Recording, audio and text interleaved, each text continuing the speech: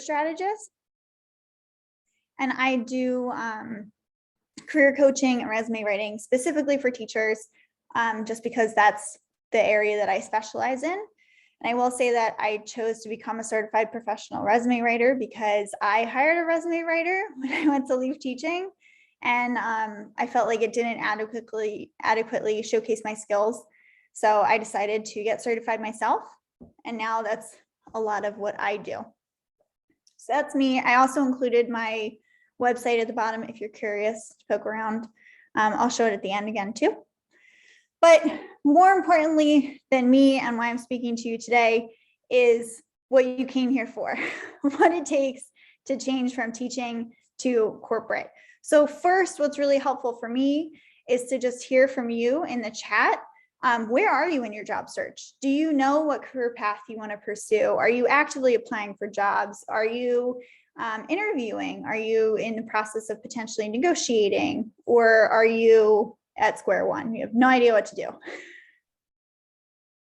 So a lot of people are in the very beginning.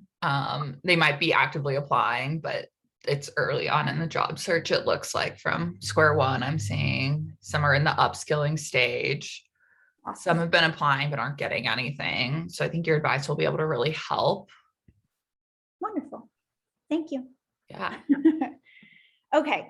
So the main question I get asked all the time is, how do you figure out what career path you actually want to pursue? So before I get into the information on the right of the screen, I just want to ask Anna to share her experience. How did you figure out what you wanted to do, Anna? Yeah, that's a great question. So I really stumbled into it. I was working at the Boys and Girls Club as an after school program manager and summer school program manager. And I did that for a while, and I managed to get an internship in ed tech.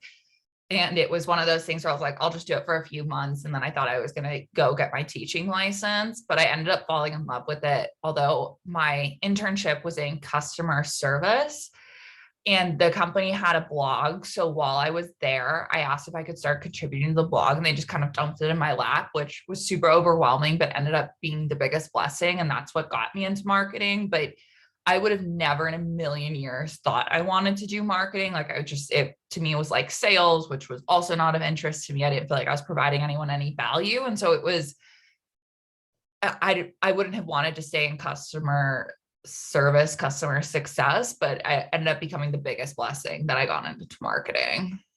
I love that. I love that. So if you had to go back and do it again, what advice would you give Anna, the intern? Yeah.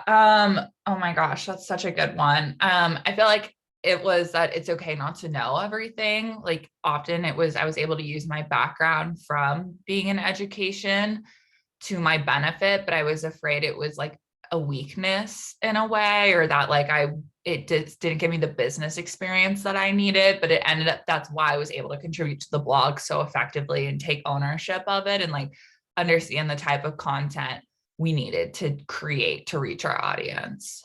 Absolutely. I totally get that, because as teachers, you're really good at getting to the root of the problem. And I feel like, especially in marketing or even ed tech in general, it's really helpful to be able to hone in like that and then build something meaningful off of that. So if you are at square one, if you're one of those people who said that you literally have no idea what else you want to do, a good place to start is by not looking at job titles.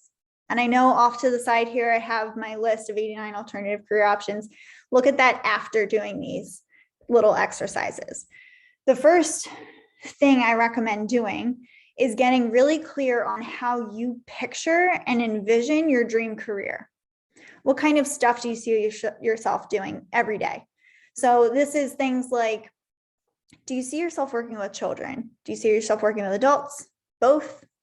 Do you see yourself working in very large teams, a small team, mainly by yourself with occasional team access? Do you see yourself traveling as part of work? Do you see yourself in an office? Do you see yourself working in a nonprofit type environment where you're helping other people?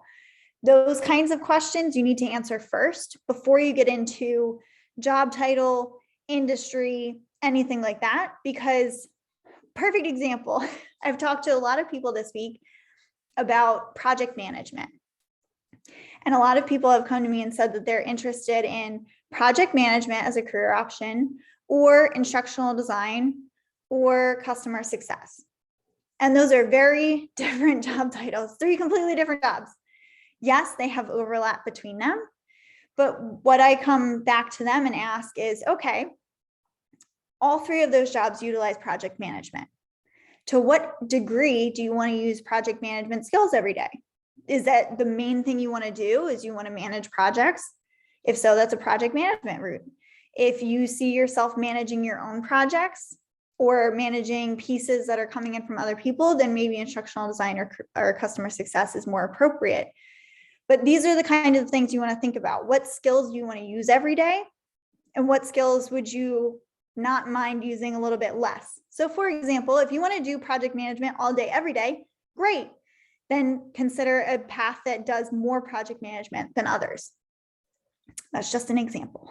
So then you can align your how with your what. So again, going back to that project management example, if maybe you know that you don't want to be a project manager, but you want to do something that really utilizes your project management skills in some way, you would match that piece up with other pieces of things you want to do. For example, if you want to do training and project management, that's instructional design. If you want to do like customer success, onboarding, sales, and project management, that's a different path. So think about your skills and how you want to use them and in what combination. And then you can figure out which career path is associated with that. Do I expect you to know up front that like instructional design involves project management, but not as much as a project manager role?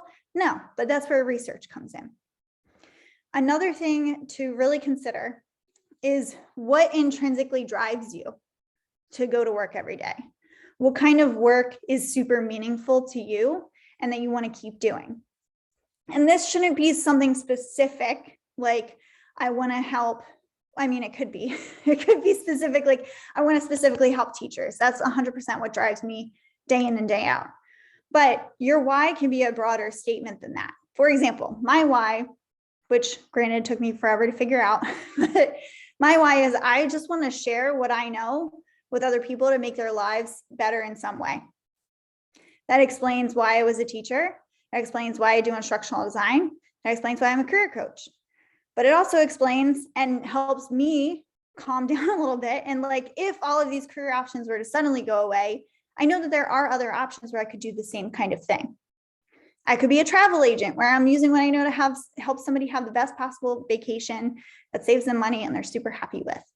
There are other ways that that could be done in different functions and in different industries. So all 3 of these things are key to figuring out exactly what you want to do. And it's not a magical like poof type thing where you need to do a little bit of digging and a little bit of soul searching to get specific. And I really recommend getting specific because it's going to affect the rest of your job search. By even adding on one more job title, for example, if you're saying you want to do instructional design or project management, that's doubling the work that you have to do.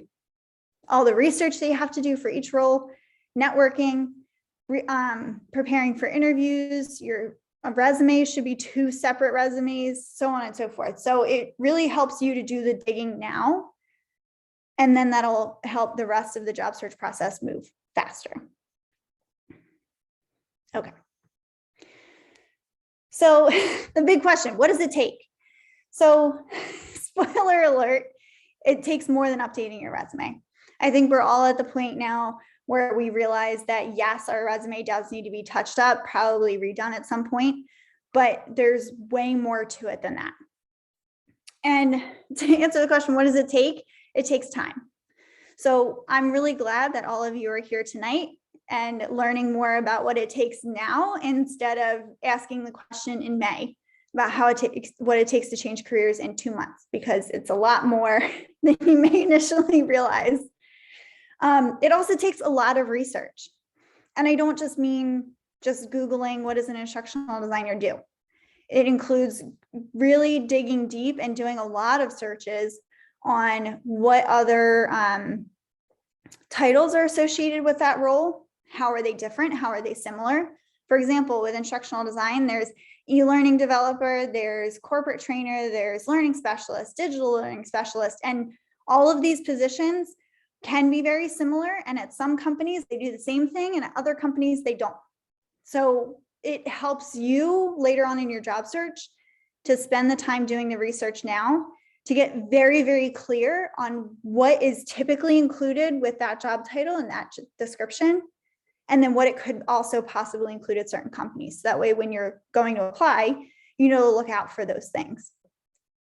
It also includes researching salary. It includes connecting with people and networking and learning about the day-to-day job that way. It includes learning technology tools, terminology, strategies, methodologies, all of those things associated with any role that you consider. Because it's more than just being able to speak the language, it's being able to actually understand what the job is. And it also takes an awareness of red flags and the honeymoon phase. And Anna and I were just talking about this the other day, where you finally get a job outside of education, and then there's the honeymoon phase. And when that wears off, knowing whether you made the right choice, or you're maybe at the wrong company, or maybe you didn't necessarily pick the right career path. But there are lots of red flags to be aware of as well. I talk a lot in my course, Classrooms to Career Clarity, about specific red flags to look out for. But one way to kind of sniff out red flags is to ask questions in the interview. So if, for example, it's really important to you that the company you work for has a really great culture and it's somewhere where you feel you can be a part of it, or let's say you're going to be a remote employee and other people on your team are going to be in the office, and you're wondering how that relationship is going to work. It's so important to ask those questions in the interview, and then keep your BS radar ready and going at the same time to sniff out any possibility that they might be not as sure in their answer, or maybe they're trying to tell you what they think you want to hear, because you'll be able to pick up on that pretty quickly. So just beware of your deal breakers and potential red flags that would indicate that those deal breakers are exactly what's going on at that organization, because not every organization is exactly what you need. And what I might consider a great place for me to work might not work for somebody else. Also, consider a portfolio. Even if the career path you're considering doesn't necessarily require a portfolio, it's a great way to showcase your skills and stand out, especially if it's not typical for them to do a portfolio. But it's a great way to show that you understand the role that you're applying for and that you have the skills that they're looking for. Can we ask a quick question on that, actually? Because we had some good ones coming in the chat related to the portfolio, because I think people saw it. So Nina's wondering what goes into a portfolio, especially if the bulk of your career has been in the classroom. And then someone followed up saying, and that work belongs to the district. What a great question. Okay, so for the first part, it depends on the job that you're targeting. But when you do your research, you're going to find out exactly what skills are associated with that role. So, and I'd love to hear from you from a marketing perspective in a second, but I can speak to instructional design just for an example. But for instructional design, a lot of that comes down to being able to build effective learning experiences for people of all ages.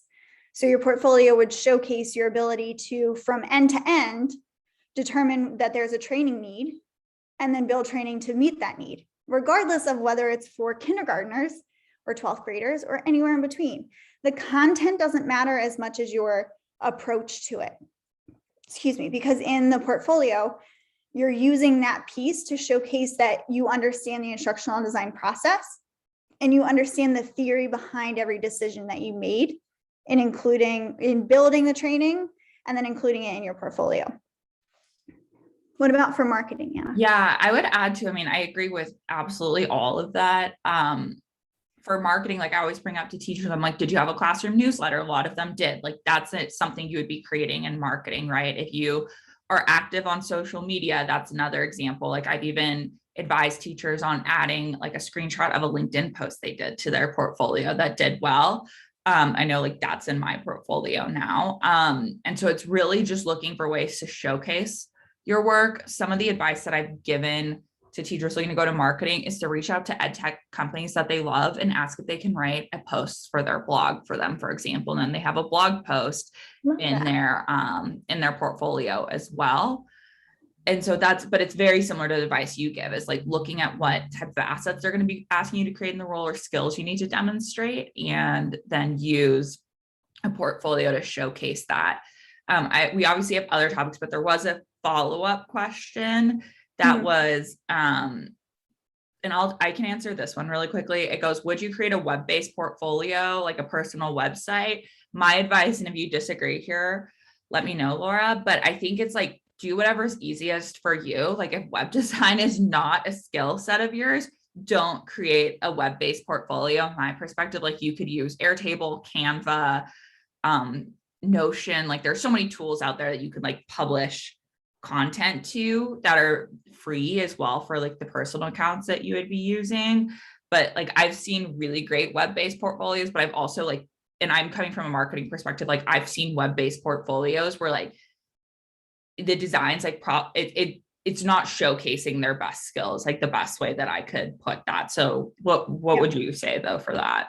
100% agree. Your resume and your portfolio is a reflection of you and your skills. So if you are not a website builder, if you have no idea where to even start with that, if you're not even comfortable with it, I recommend steering away from it. I was just in a session the other day with Tim Slade, who's like one of the big instructional design gurus, and he made a book, like a physical book of his portfolio years ago, granted, when we were still doing face-to-face interviews and everything, but he made it in PowerPoint and he just had it printed at like a Staples into a book.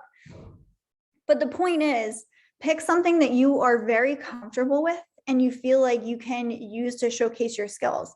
I've seen people use a Google Drive folder for their portfolio and they just have multiple folders with their pieces of work in there. And I've seen, like you said, Anna, I've seen websites, but I've also seen other tools that are used.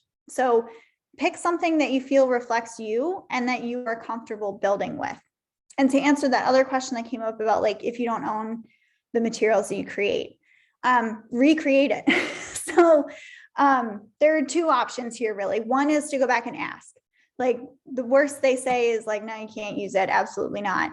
But you can always go back and say like, hey, I'd like to include this piece in my portfolio. Is that all right with you?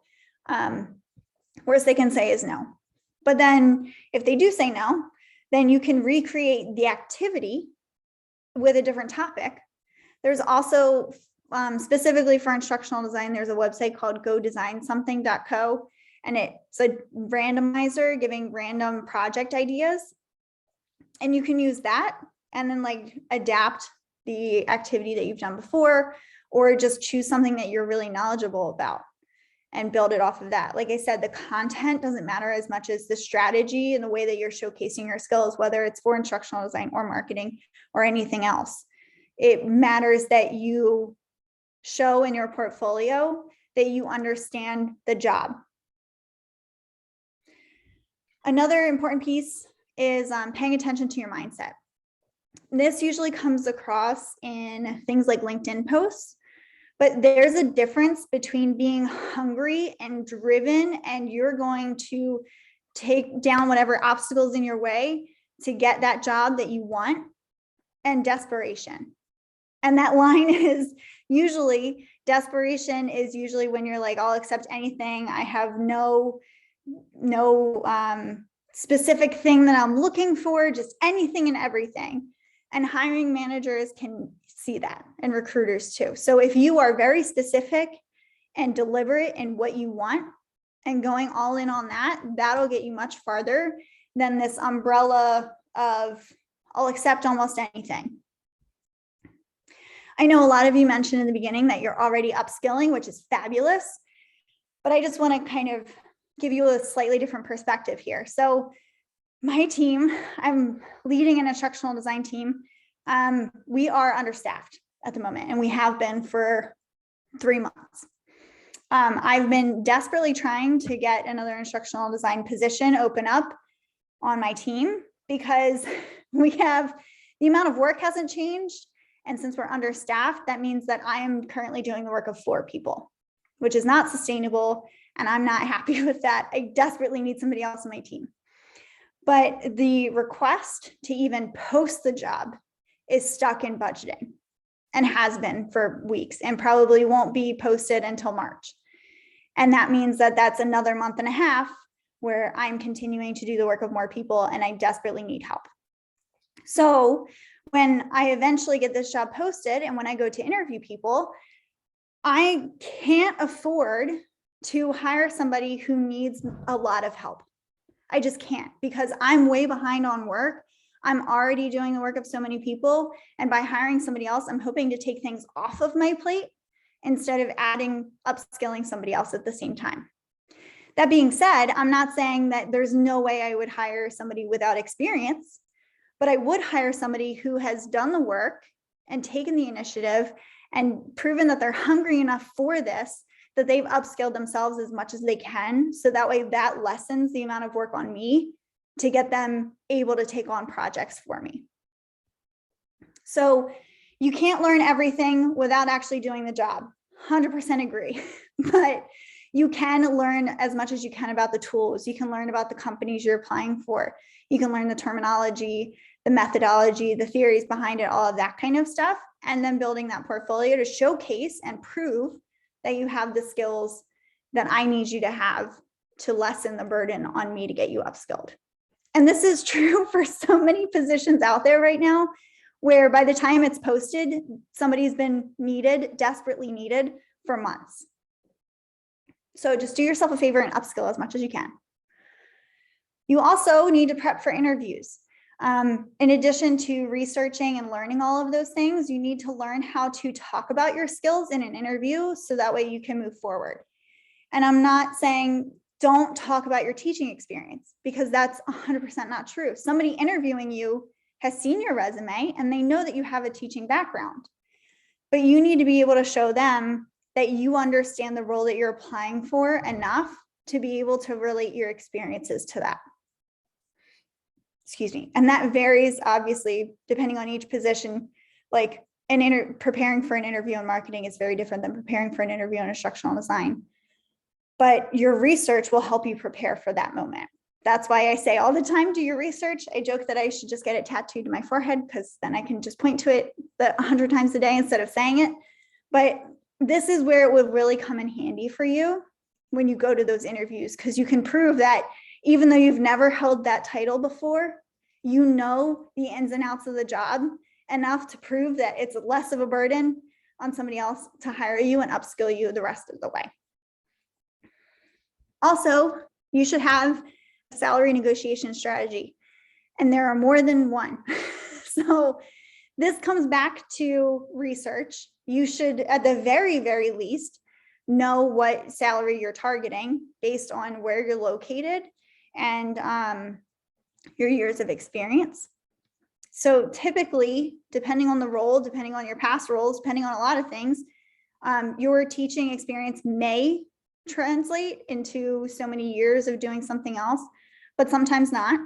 But either way, you should know that range that you're targeting and be prepared to negotiate for that. Because you've done all this work to get this job, you should get paid what you're worth. And then probably the most important thing on this list is know when to ask for help. Anna and I were talking about this earlier today, but you can do all of this on your own and you can do it all for free. And that's 100% possible. There's also time to know when to reach out to somebody for help, whether it's a paid opportunity or not. But you should know when you're spinning your wheels or not moving forward, or that just asking somebody else for some feedback or advice is going to get you to move forward instead of continuing to dig yourself in a hole, you know. Awesome. So with that being said, let's talk resume tips. If I'll go back. Okay. Your resume isn't always the problem. As much as I hate fishing metaphors, your resume is bait in the water. If you're getting nibbles and bites, your resume is doing pretty well. It's reeling them in the interview process. But if you're throwing your resume out there and you're not getting anything back, your resume could potentially be the problem, but I don't want you to automatically always assume that it is, because it might not be. But here are the top tips. I mean, I'm a resume writer. I could talk about this all day long. I have a whole module on this in the course where I go through exactly everything that I do when writing a resume, how I prepare. There's a video tutorial of how to do it, templates, all that stuff. But these are, if I could just give you the most important things that you need to know, this is it. First, choose one job title. And I don't mean like when I mentioned earlier with instructional designer, it's very similar to e-learning developer, digital learning specialist, corporate trainer, all of those kinds of things. That's narrow enough for one resume, but you'll learn that through your research as well. But you shouldn't be trying to define or even build multiple resumes for an instructional design job, project management, recruiting, marketing, and customer success, because it's not going to get you any bites because it's not specific enough. So choose one job title and build your resume off of that. Your resume should be results focused. So I would argue every single bullet point on your resume should have a result attached to it. And I can hear you already going, but Laura, I don't have a number associated with every job. That's fine. If you taught something and you know that it made an impact, you know that students were engaged, you know that it increased their achievement in general, but you just don't have a number attached to it, that's okay. You can put that in your resume anyway, that it increased student engagement and achievement. But it's even more impactful if you do number 3 and quantify as much as you can, but where it counts. And this is what I mean by where it counts. You can quantify that, like you taught 37 students in one class, you taught 26 in another, yada, yada, yada, and just attach numbers there. That doesn't matter as much as being able to quantify the effects of your accomplishments. So if you can only include one number per bullet point, let it be the results bullet point. And again, if you have it, if you don't, that's totally okay too. But in stating a result, one, it should be something that you actually believe produced that result, even if you don't have a number attached to it. You're not just throwing out there that it improved the entire school with this one accomplishment, because it's not, there's no way to actually like back up that claim, and somebody reading it could potentially sniff that out, if you will. And I'm big on not lying. Do not lie on your resume, but quantify as much as you can where it counts. And number 4, consider a one-page resume. I personally prefer to write one-page resumes, but I just wrote 3 this week that were all 2-pagers. But I say consider a one-page resume because it forces you to make sure that every single thing on that resume is 100% relevant to the job you're applying for. Honestly, everything on your resume, even if it is 2 pages, should be that way. You shouldn't have filler in there. You shouldn't have extra bullet points just to take up space or anything. Every single thing on your resume should be related to the jobs you're applying for. And one tip, one way I like to do that is to make a short list, usually 5 to 10 things, of something that I've seen on every job posting with that title. So for instructional design, one thing you're probably going to see is Articulate 360. Another thing you're probably going to see is Addy somewhere. So when you're writing your resume, when you're writing your bullet point or editing an existing bullet point, go back to that list and ask yourself, what in this bullet point relates to something on that list? Can it be related to something on that list? And if it can't, delete it. So I know that sounds a little harsh, but you've accomplished a ton of stuff and you have a lot of skills. You need to be laser focused on exactly what you've accomplished and how it relates to the role that you want, so that way the reader gets it. The reader is usually coming from a space of what they know about teaching is what they experienced when they were growing up. So unless you tell them explicitly that you've done something and that there were great results attached to it, and that's exactly what they're looking for, they're probably going to keep moving, looking at other resumes. It's also important to note, I mentioned this a little bit earlier, but your resume is a reflection of you. So even if you write it yourself, if you pay a resume writer, whatever, you should feel like it's a good representation of you and what you're capable of. And if it's not, go back to your resume writer and ask for help. But it should also reflect your understanding of the job that you're applying for. So a lot of people come to me to write resumes for them, which is great. I love doing that. But I understand the role, and you need to understand it too, because you're the one who's going to go to interviews and they're going to ask you about your resume and the things that you included on there. So you want to make sure that, I would recommend before you get your resume written by anybody else, but it could technically be done after and before you get an interview. But you should completely, fully understand every single thing on that resume. I understand that you might not know all the verbiage, you might not know how to articulate your skills, and that's where a resume writer comes in and can help you with that.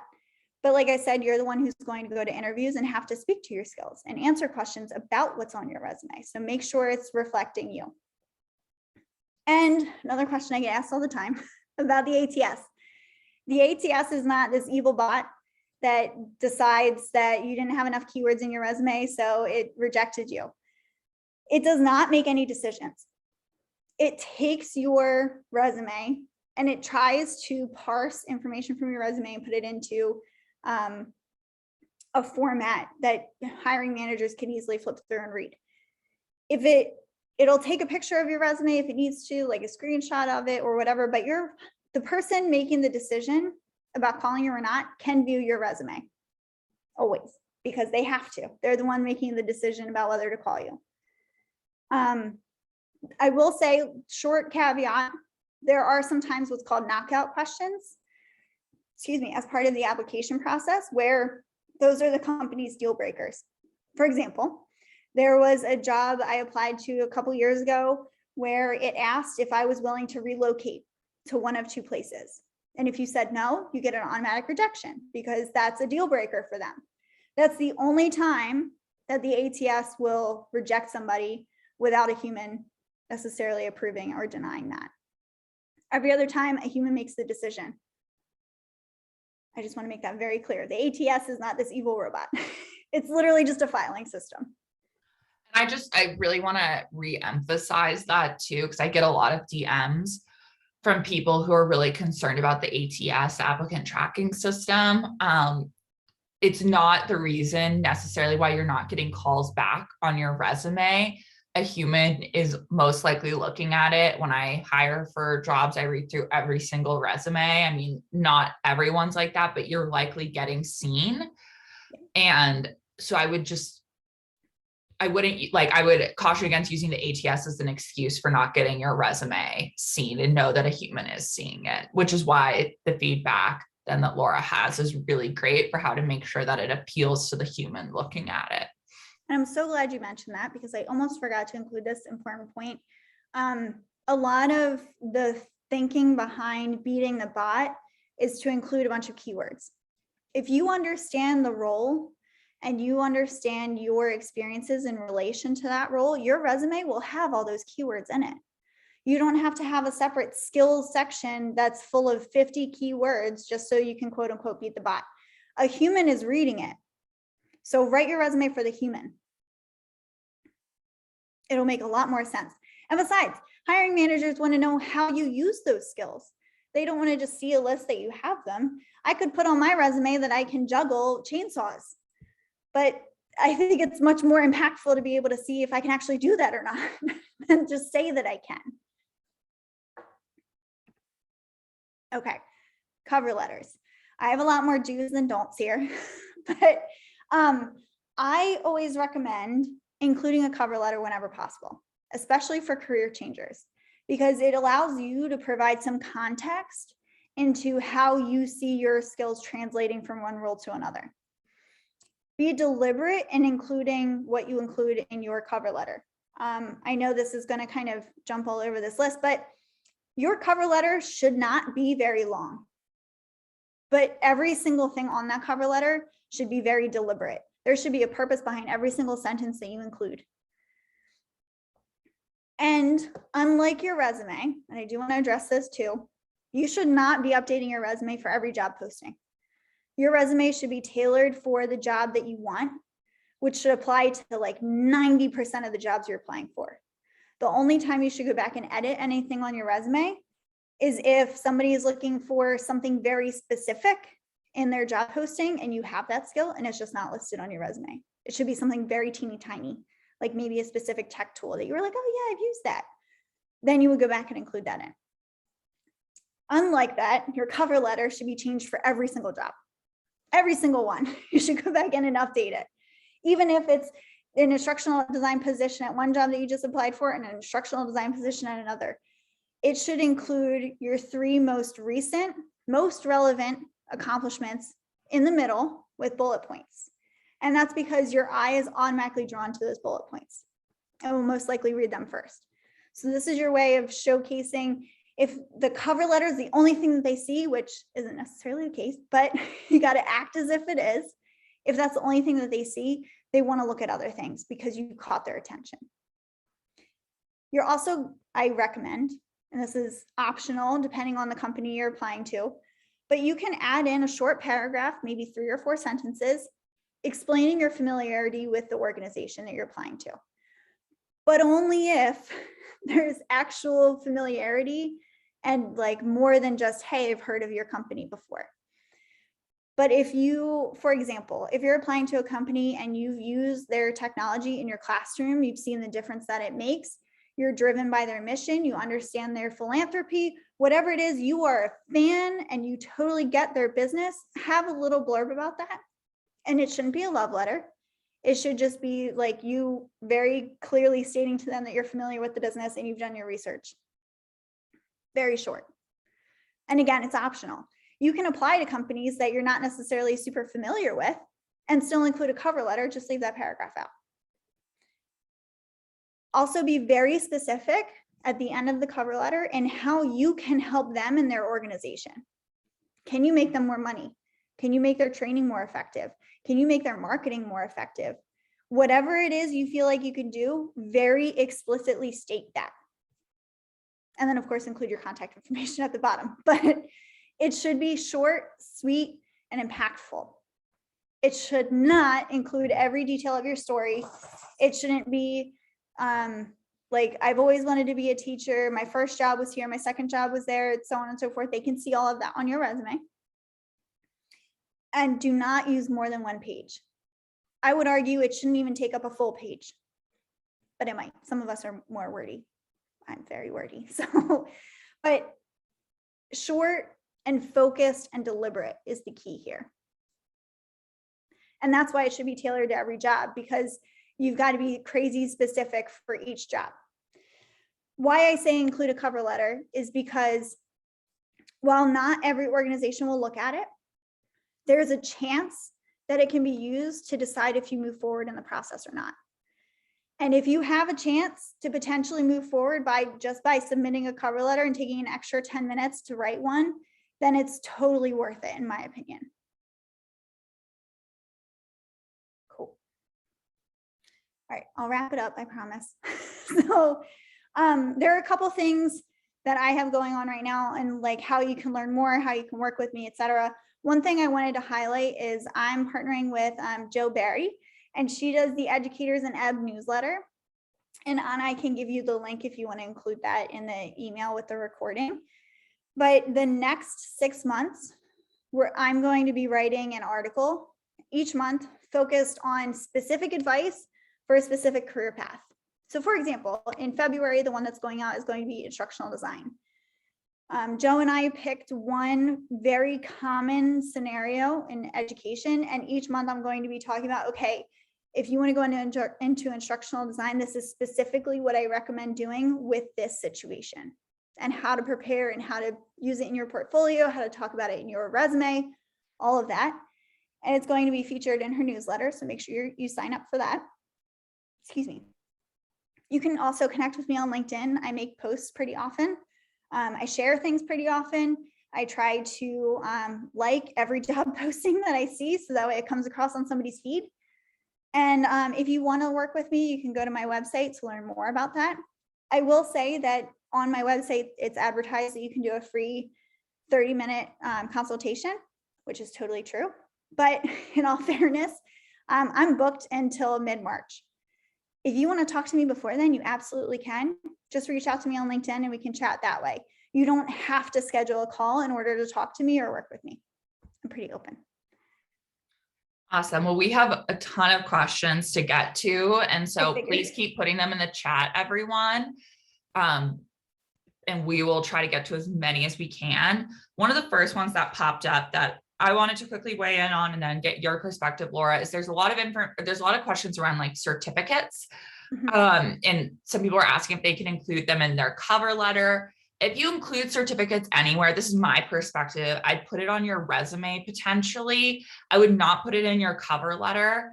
I think, certificate programs are great, but I look at them as like, they're helping educate you, right? So that you can like talk, especially in marketing. Like I tell people to take a certificate because it enables you to talk the talk in the interview and really understand marketing. But if I see it on someone's resume, like if I see it on someone's resume, that's great. I know they care about marketing and that, piques my interest, but it's not like it to me isn't an accomplishment that would belong on a cover letter per se. What do you think? Totally agree. 100%. Yeah. Awesome. There are certain positions where, like, for example, if you want to go on the project management route, I highly recommend becoming certified. But it's not necessary for every path. For example, instructional design, you don't have to have a certificate. You don't have to have a degree in it. Does it help? Yes. But to your point, Anna, it just helps you understand it better. And I would argue you can do that for free with just a lot of Googling and a lot of networking. Exactly. But I will say too, that on your resume, definitely your resume is the place to include certificates if you have them. LinkedIn learning certificates are slightly different. I do not recommend listing every certificate you've gotten from LinkedIn Learning. It takes up too much space and it just makes it seem like, I don't know, maybe you're too, I don't know. It comes across kind of negatively. I don't know exactly how to articulate it, but a college-backed degree program certificate type thing, or like a Google project management certificate or a PMP certification, that's the kind of stuff I would include on your resume. Or if you have one or two LinkedIn learnings that you feel like prove that you've done the research, then yes, go ahead and include them. But I've seen some resumes where they want to include 15, and that's way too many. I would say max 2. But on top of that, to your point, Anna, they want to see that you can apply that knowledge. So you can list all you want, the certificates and education and background that you have, but that again is why I think a portfolio comes in really handy, because you can show that you're applying the knowledge that you have and you can be successful doing that. Great. And so we have a ton of questions around customer success. So customer success upskilling, customer success portfolio. Could you talk about both of those? Sure. So I will say I'm not an expert in customer success. I work with some people in my full-time job who are implementation managers, or what we call them, but that work in that kind of line of work. And I've also networked with a lot of people in that position. But again, not an expert here. Customer success itself is basically taking a customer from when they've purchased something, they've completed the sale, through onboarding and throughout the rest of the cycle with the company. So you're kind of partnered with them forever. Some companies that include sales. I know a lot of people want to get into customer success because they're like, oh, I can help people implement with this new stuff and get onboarded with it, whatever. But a lot of people tend to forget about the other half of the sales part, where you might need to get them to renew, or you might need to upsell them on something, or you might need them to, I don't know, give you more than just what they've already signed up for. So 1, just keep that in mind. 2, customer success portfolios would be very different than an instructional design portfolio. I challenge you to get really creative here. And there are a lot of different ways that you can showcase your skills associated with customer success. You can include videos of how you would onboard somebody to a new program, very specific. But I would argue too that it should not be more than 5 minutes, because that takes a lot of time for somebody to sit and watch multiple videos. But you can describe your approach to not only marketing, but determining which programs, which solutions to offer somebody, how to navigate a customer who is not happy with their service right now and they're threatening to end their contract. How would you reel them back in? All of these kinds of things that would go into a customer success role. Like I mentioned, not an expert, but there are tons of people out there who do this job every day, who can answer questions specifically on like what else might be included as an example of your skills. Another thing I would just throw out there is, like I mentioned, implementation managers can help somebody implement a new product that they've just purchased or new service. And it's not necessarily the entire life cycle like customer success is. So all of these people who want to consider customer success, I really, really recommend to do the research to make sure that customer success, that specific title, is exactly what you want, because there are other positions that do bits and pieces of that or that are similar, that may be of more interest, that aren't necessarily being overloaded with applications right now. So just keep all that in mind. Yes. And we do have, if you are interested in customer success, because I know there are a lot of people on this call who are, I'm just grabbing a link because we are doing one of these with a customer success leader that I'm just putting in the chat right now too. So you have it. And that way, if you are really serious about getting a role in customer success, he's going to be able to talk through like all those specific upskilling things. So another question that we got a few times was multiple jobs in the same company. Like sometimes a company will post multiple. How do you navigate that? Great question. I would say apply for no more than 3. But I would also argue that those jobs should be somewhat similar. So like you shouldn't be applying for a job as a project manager and customer success and instructional design. Those shouldn't be your 3. But there are times when an organization, especially larger ones, they could be hiring for multiple positions, or they could be hiring in different departments. So there can be job postings that are very similar, but like I said, you should choose 3, no more than 3, and they all should be somewhat related to each other. Because otherwise the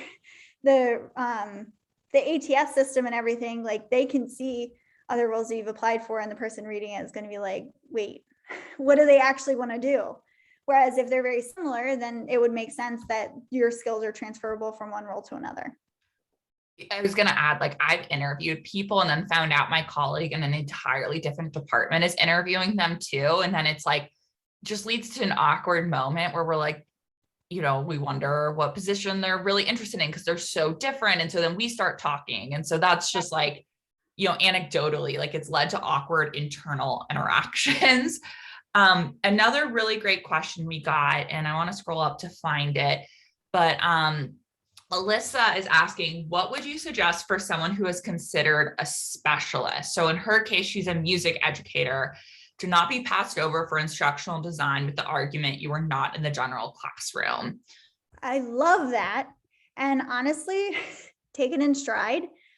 Put it in your portfolio, but you can present, for example, music lessons here. You can present things that you've done in the music classroom, but you can present it from an instructional design lens, why you structured it that way, what theories did you use to build it, all of those things to show that you understand instructional design, even though you specialized in something extremely specific. It shouldn't stop you from getting an instructional design job, but I do understand your concern that maybe they won't take you seriously because it's music specifically, or art or band or something like that. But there are ways it can be done. I have a couple clients right now who are navigating that as well, but they're getting interviews and they're doing well. Yeah. Never doubt your experience, right? Like if you are designing learning, like that, yes. I mean, obviously with instructional design, it's different than just being in the classroom, but that your background's not going to hold you back. It's a benefit from so many different facets. Maybe students aren't as into music, right? Or it was about like working with like multiple different, instruments and levels. So I think there are ways to frame it. Like it's always to your benefit, your background. And I to go off of that, totally agree. But if you believe, and I don't mean just like, I think I can, but like you believe that you can do the job, you can make somebody else see it. Yep. And so one other question we were getting was around salary. So sometimes they're not posting salary, so they don't know, what to go in and negotiate with. Sometimes they're giving a huge range, which I've seen with the like $50,000 to $80,000. And you're like, those are two really different numbers. Yeah. So how do you go about navigating that and doing some research and being equipped going into that conversation? Sure. So I really like to use a couple of sources. I like to use Glassdoor. I like to use payscale.com and salary.com. And I just look in general, people in your area with that job title, what are they making? And look across like multiple, like I mentioned, 3 different tools that you can use. Look across those and see where they're aligning, because Glassdoor might say that 75,000 is the average salary and salary.com might say 80,000, but at least that's a closer range than, like you said, Anna, 50 to 80,000. That's a huge range. But also look at different job titles that are closely associated with it.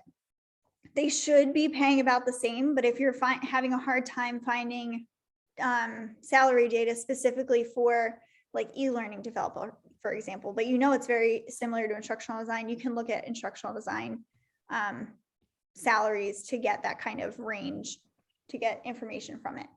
I will say too, there are some laws now where if a job's being posted and somebody could potentially work in Colorado, and I think also California now, they have to state the salary range. And also keep in mind too, where the company's located, because I've noticed like sometimes, so it's also changing the norm based off of where the company, like if you're remote, right? Like different places pay different areas. So, I've had the case where a company is located in an area that just doesn't have as high of salaries as Portland, Oregon, where I used to live. And so and also looking at that, like it informed me going into the conversation, like sometimes they weren't able to meet my salary requirements because I just lived in an area with a much higher cost of living. But on the other side of it, I've negotiated the hell out of some job salaries because they were in like New York City and I knew they had a higher range that they could go to. And I really believed my skills made me a competitive candidate and I was able to succeed. So like, use that. I take it in as data, right? And use that to your benefit. I've been in interviews with transitioning teachers where they are like, you can pay me less because I'm just leaving the classroom. It'll still be a raise for me. It's not a benefit, right? Like I have a salary range I'm following. So like, take what you're worth, right? Like some of these jobs pay really well. Absolutely. I would also argue that like, along with getting paid what you're worth, don't overshoot that too much either. So like if the salary range, for example, is like 70 to 90, let's just say, which is still kind of a big range, as somebody who has just instructional design or even marketing, as somebody with no explicit marketing experience, even though I've done marketing things, I can prove that, all of that, I've never held a job title associated with marketing. I can't come in and say, I want the top end of your salary range without being able to back up that you're worth that. And I'm not saying that you're not, but I mean, like you have to have a kick butt portfolio and be able to talk the talk and walk the walk in order to say that like I deserve the very top of the range of that salary.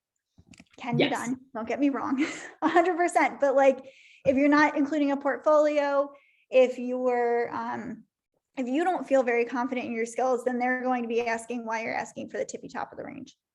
Yes. And that is extremely important, which is where like all of this comes into it, that it helps frame you as that strong candidate coming in.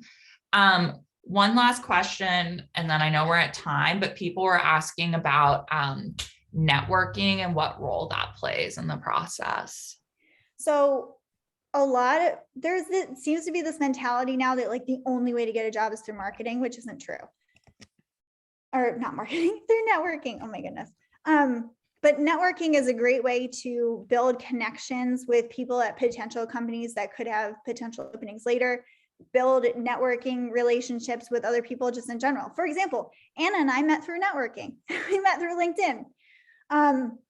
And that's led to this opportunity here. So it might not directly be you connect with the right person, you talk to them for 3 minutes and bam, you get the job.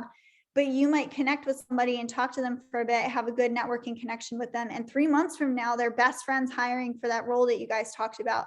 And they're going to send you the link or whatever that may be. I also want to just throw out there too, that as you're building connections and marketing with people, don't assume that because you've connected with them that they're going to put their name next to yours in a referral. So it's one thing to connect with somebody and feel like you've made a good connection, and it's something else to kind of put your name along with somebody else's and saying, I vouch for somebody else's skills. That's kind of a big step and hard for some people to do. But either way, you can mention in an interview, you can mention in your screening call that you've connected with somebody who worked there and your conversation inspired you to apply because they spoke so highly of the company, whatever it is. But you're not going to say that Anna's my best friend and she knows everything about me and she'll vouch for my skills, because she'd be like, I don't know her that well. So the whole point of networking is to build a genuine connection. So you shouldn't be reaching out with a transactional request like, hey, I just applied for a job at your company. Can you help me get an interview? That's not a great way to start. And I'm sure a lot of people watching this can relate to somebody cold messaging you or cold calling you and trying to sell you something. If they're like, hey, I follow you on Instagram. I think you're super cool. Buy this product. You're not going to be like, oh yeah, let me totally do that. You're going to be like, I don't know you, goodbye. So networking is kind of the same way. You got to kind of work your way up to an ask of any kind. But start with the small stuff, just like you would with normal people. Ask what their favorite tool is they're using right now. It's one of my favorite networking questions to ask, because it's simple. It's easy for somebody to respond to, even if they only have 2 minutes, and you're more likely to get a response than if you ask, what's your entire life story? How'd you get to where you are? Because for me, that's like a 5-minute spiel and 10 minutes of typing. Yeah. So just keep that in mind, what you're asking somebody to do when you're networking. But always ask a genuine question and try to build a genuine connection with them. Yeah, I get a lot of people reaching out and they're like, tell me about your journey. And my journey's been 8 years now. And I'm just like, I can't answer this, or I'm going to give a 1-word response that sounds trite almost. So I think be cognizant of what you're asking someone and like the value you're really going to get from it. Cause I don't think anyone's going to get like a ton of value from just like hearing that one off. There's usually a follow-up question. So just ask that follow-up question. And don't ask things you can Google too. I get so many questions of things that can be Googled, and I've started responding Google with a smiley face, but it's just like, it is a great tool. You know, should I get a certificate in this? Can be Googled. I've had people come to me and been like, I've done research on certificates and I've seen these 3 referred. Are there any from your perspective as a marketing leader you would recommend? That one's great to me because they're giving me specifics, but not asking me to do the research for them. Exactly. And I want to say too, like, check out their LinkedIn profile. You can tell like where they came from, what they've been doing on their profile. So when you're talking to them, you don't necessarily have to ask like, how'd you get into this, because it's detailed on their page. Or like, I wrote out my change from education to corporate. I wrote it on my LinkedIn profile and it's on my website. So go there, check it out, then come back with questions. And I will say too, that's a really valuable skill to have in the workplace, where you have the drive to find the answer yourself before asking for questions or for asking for help, because there's a line there of like spinning your wheels for too long and trying to find the answer yourself versus just asking somebody else. But hiring managers don't always want somebody on their team who will ask you first instead of Googling something they can easily Google. Exactly. Well, thank you all so much for joining. I will be following up with an email. For anyone who doesn't know, I have like 102-degree fever right now, but tomorrow when I am rested, I will get an email out with a link to the recording, the resources we included here, and follow up next steps too for other similar events. But I really appreciate you all joining us. I learned a ton from Laura. So thank you, Laura. Yeah, And thank you for inviting me, and thank you for all showing up. I appreciate it. Asking great questions. I love it. Awesome. Thanks so much, everyone. Bye. Bye. Have a good night.